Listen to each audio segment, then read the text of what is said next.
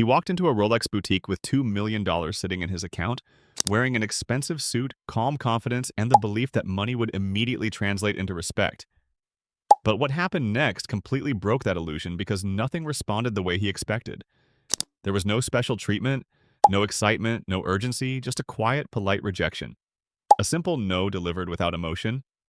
And in that moment, he didn't just lose access to a watch, he lost his understanding of how this world actually works. Because Rolex is not just a luxury brand, it is an access system disguised as a product. And once you see that clearly, everything starts to look different. The man thought he was entering a marketplace, but he was actually stepping into a hierarchy. And that hierarchy has levels that are invisible to most people. Starting with level 1, where Rolex is just a dream object for outsiders, people walk into boutiques thinking money is the only requirement.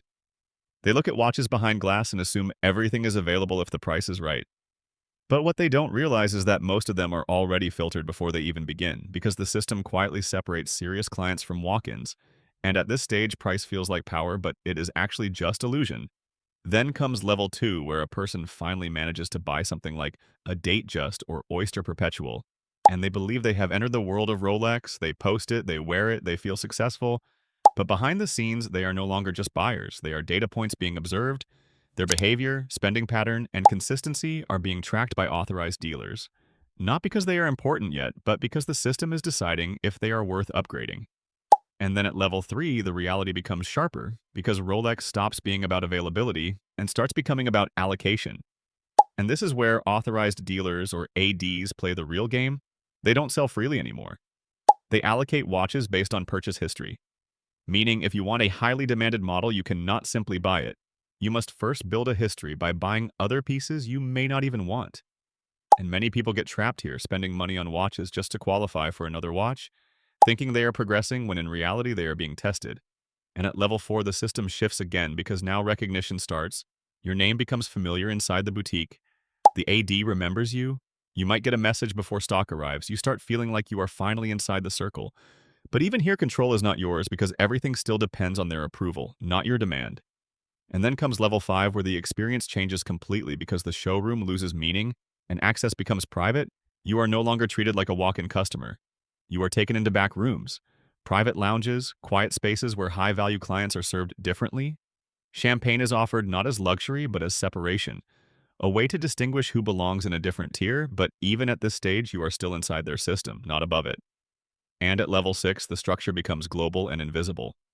Rolex no longer operates only through retail stores. It works through networks of collectors, intermediaries, Tier 1 clients, and private distribution channels where watches are spoken for before they even reach display cases. And communication becomes minimal, sometimes non-existent. No updates, no availability lists, no public access because everything is already decided through relationships and internal priority. And finally, level 7, the level most people never understand. Because here, Rolex is not sold at all in the traditional sense.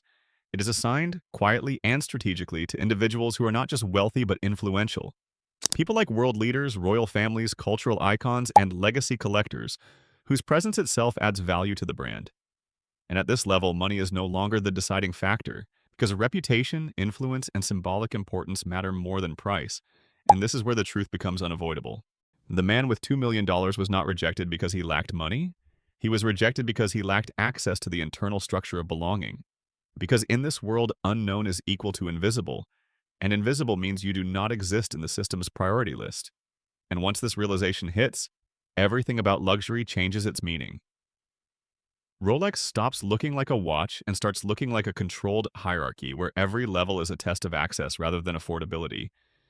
And what makes this system even more powerful is that it never announces itself.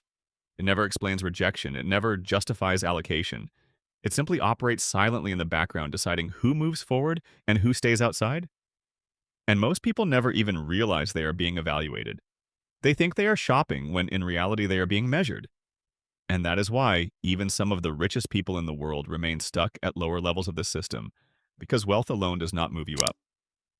Consistency, history, trust, and positioning do. And when you finally understand this structure clearly, you realize the most expensive part of Rolex was never the watch itself, it was the access required to even be considered for it. And that is why the real top level is not about ownership, it is about selection.